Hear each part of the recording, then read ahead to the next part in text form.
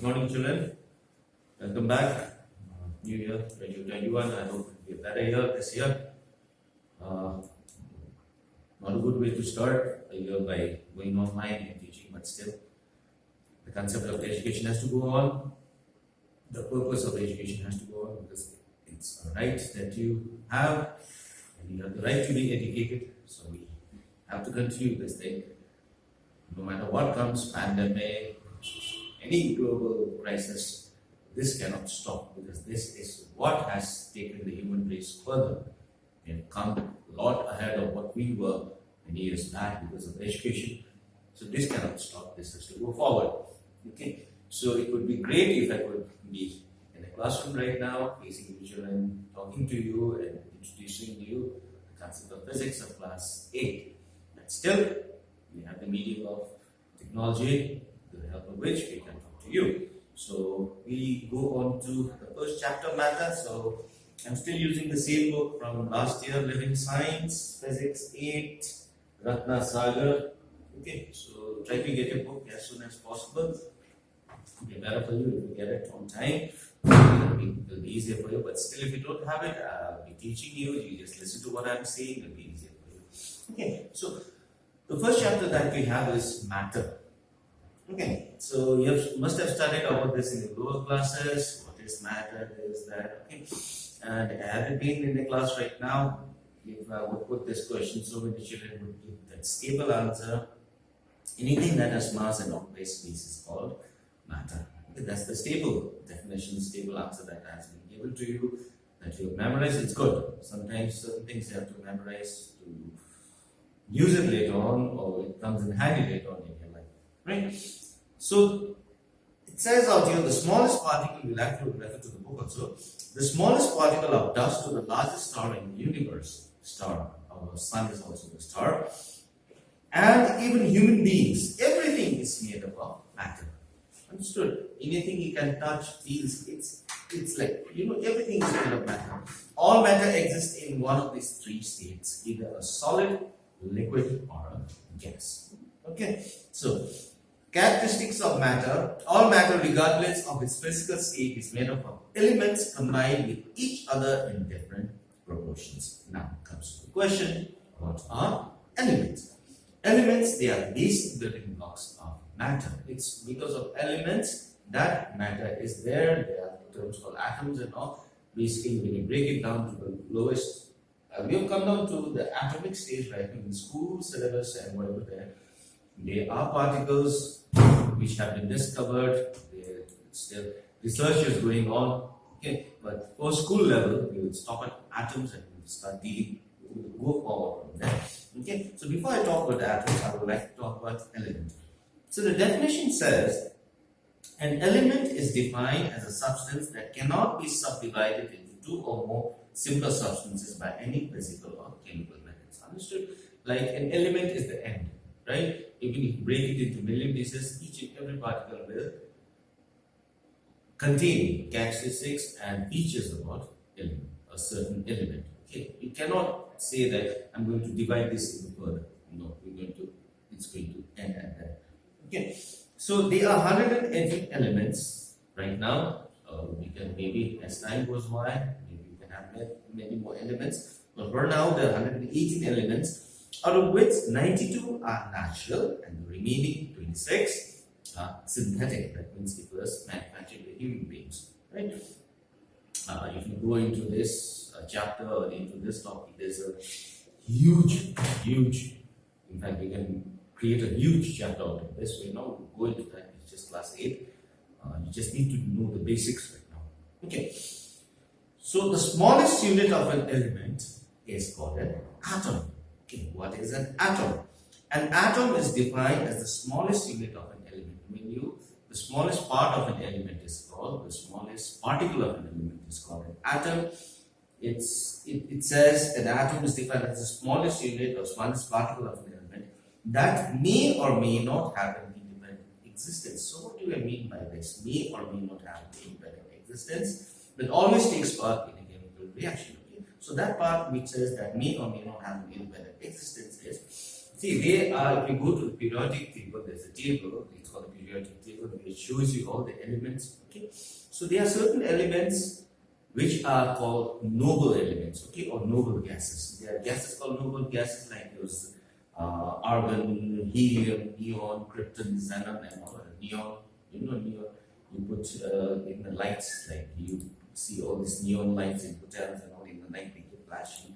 These days you can put neon lights in your car, cars also in your car, like near the wheels and all like this. Normally bikers do this, they put neon lights on the rear wheel of the bike and just to give it that effect. Understood? So these are all noble gases.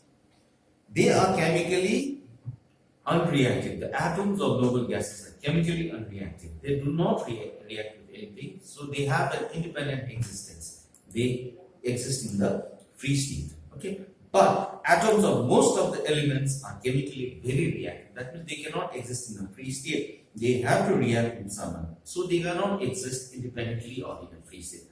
That is why that part of the sentence will exist, or that part of the definition exists, that may or may not have an independent existence. So may have an independent existence is about noble gases, may not have an independent existence is about the other elements which are very reactive. Okay, so but will always take part in a chemical reaction. So that's the definition of the atom. Now, two or more atoms combine together to form a molecule. Okay, now we talked about elements, we talked about atoms. Now, what is a molecule? So when two or more atoms combine, two has to be there for a molecule to form. Okay, but sometimes there are more than two also, like in the case of water, like it's three atoms. In the case of oxygen, it's just two. Okay, so two or more atoms combine together to form a molecule. So the definition of molecule is already there. A molecule is defined as the smallest unit of matter that has an independent existence. Like when two atoms or more than two atoms of elements combine together to form a molecule, they'll have an independent existence. Okay, and carries the physical and chemical properties of matter. Okay, now a molecule can either be made up of two or more atoms of the same element or of different elements. Example, a molecule of oxygen contains two atoms of oxygen. Okay, that's why whenever we write oxygen, we write it as O2. Okay, again here we have the concept of bonding. Okay, there's covalent bonding, there's electrovalent bonding. This is something that you'll be covering up in chemistry. Okay, so I'm sure your chemistry teacher is going to help you with that also. So I would love to go into that, I can help you, but I cannot go too much into that because I've got physics to teach you, right? So this chapter is very much related to chemistry. In fact, chemistry also they might be teaching you matter, so it will be clearer for you. But since it's there in a book right now, so you'll have to go through this chapter right now. Okay, so if you see the symbol of oxygen, it's O, but whenever you write the molecule of oxygen, you write it as O2. That means two atoms of oxygen get together to form a molecule. Okay. Whereas one molecule of water consists of two atoms of hydrogen and one atom of oxygen. Like when you write water, we write it as H2O. Like oxygen is O2, which means there are two atoms. So H2O means two atoms of hydrogen, one atom of oxygen. That's how we get water. Okay, so although atoms and molecules are too small to be seen, even under a powerful microscope, yet it has now been scientifically established that they are in a state of continuous motion. Yes, they are always moving. Even in solids, the molecules, they are tightly packed into molecular spaces. Very less intermolecular force of attraction is very great, but still they are in a state of vibration. There is motion. And so they are in a continuous motion. Now, whenever we talk about motion, because of motion, we come to the concept of kinetic theory of matter. Kinetic means kinesis. It's about movement. Okay, that's the kinetic theory of matter. So, as you can see, we talked about elements, we talked about atoms, we talked about molecules. Now, because of when we talk about molecules, their continuous motion, we have to talk about theory of kinetic theory of matter. Okay, so the kinetic theory of matter, the main postulates is the main parts, the main rules, the main features of kinetic theory of matter is Matter is made up of tiny particles. Particles means atoms and molecules that are in continuous motion, and thus all particles possess kinetic energy.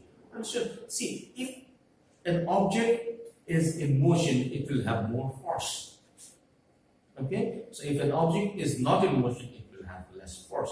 That is why in cricket also, whenever the bowler is bowling, he runs. He goes back a certain distance, runs with a certain speed, and then he bowls the ball, and the ball will have certain amount of force in it. Like the bullet from the gun. Okay? If the bullet just hits you at a very close distance, it's not going to damage you. But if when it's shot from the gun, it got high speed. Okay? Because of gunpowder, it gains momentum, it's got a super speed, due to which the kinetic energy of the bullet becomes very strong, the force becomes deadly, it causes damage, it can kill also. Understood? So the moment it is in motion, it will have kinetic energy, and kinetic energy is very important.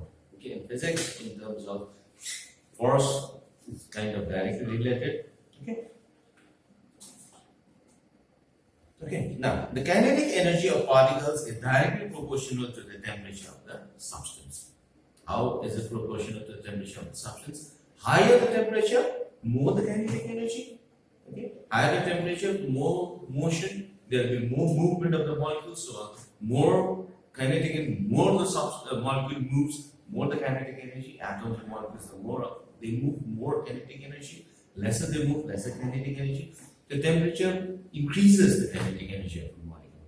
Okay, so higher temperature, higher kinetic energy, lesser temperature, lesser kinetic energy. So temperature of a substance is a measure of the average kinetic energy of its particles. Molecules in a substance always exert a force of attraction on each other. That's true. Molecules in a substance, they are always attracting. Even in the universe, okay, all these planets that we have, why do we orbit around the sun? Why does the rest of the planets they revolve around the sun? Okay, because there is a force of attraction. Okay, there's a law in physics that a bigger body will always attract a smaller body more. Or there will always be a force of attraction between two bodies. Understood? These are laws which is there, unseen laws which are there, which we have to follow because it's been established. Okay, so it says out here, between molecules there's always an intermolecular force. The attraction between them is called the intermolecular force of attraction. Intermolecular force of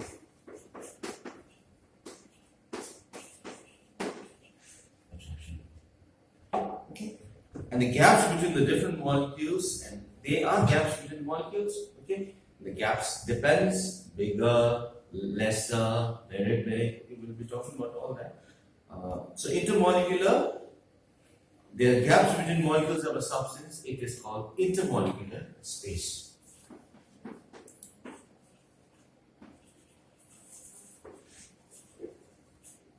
Please pay special attention to this too. It's very important today. These are the two fundamentals in the concept of matter, in the theory of matter, as to how a matter can exist in one of the three states. What are the three states of matter? Solids, liquids, gases. Or solid, liquid, and gas.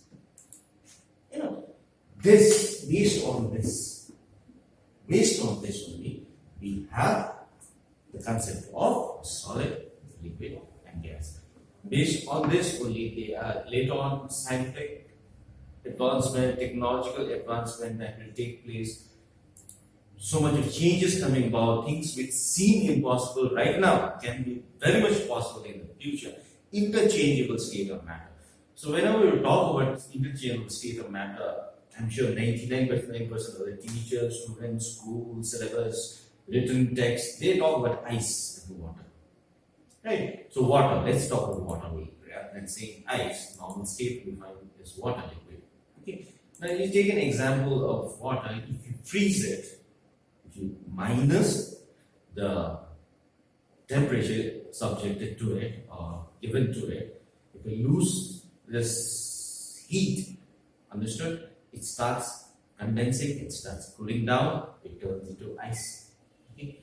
If you supply more heat to water, it will turn into gas, water vapor.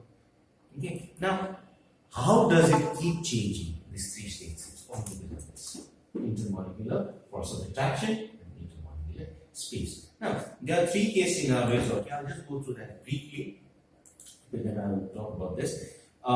If a substance in the intermolecular spaces are small, the intermolecular forces are very strong, and the molecules have very small kinetic energy, then it's a solid. That means space is less, right? Attraction is very great. So, since the attraction is so great that the kinetic energy cannot overcome the intermolecular force of attraction, it's in a state of solid. Case number 2. In a substance, in the intermolecular spaces are large, not very large, but larger than the case number 1, and solid. And the intermolecular forces are strong enough to hold the molecules within the substance, and the molecules possess sufficient kinetic energy which can overcome the intermolecular forces, but still they are connected to each other, they still have attraction between each other. It's in a liquid state. Okay. Now, case number 3. If in a substance the intermolecular spaces are very large, the intermolecular forces space is very large, and the intermolecular forces are negligible. Okay, they are negligible, so much so that the molecules have very large kinetic energy which can easily and completely overcome intermolecular force, then the substance exists in a gaseous state. Okay. Now, this intermolecular force of attraction and intermolecular space, they are inversely related to each other. Okay. That means if intermolecular space force of attraction is great, intermolecular space will be less. If the intermolecular space is great, that simply and directly means the intermolecular force of attraction is very little. Okay. Now, how does this bring about a change? As I told you, case 1, case 2, case 3. A substance can exist in any of the 3 states if we can play around with this. Okay. So, if you can increase the force of attraction between molecules, so much so that intermolecular space becomes very less, very less, the substance will exist in a solid state. You tweak around with it, you play around with it, you increase the space a little bit more.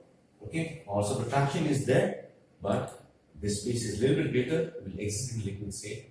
Similarly, if you really increase the space of the molecules or between the molecules and the force of attraction becomes super negligible, it will exist in a gaseous state. So these are the 2 important postulates or 2 important theories or 2 important topics which decides in which state a substance can exist. Like, you see all these space, like Star Trek and all these things are space programs, the serials, the movies and all. They kind of transport a person from one place to another place and without moving in a vehicle, they just beam you up. And these are concepts which are not possible now, but it can be possible in the future. We just have to play around with this. Understood?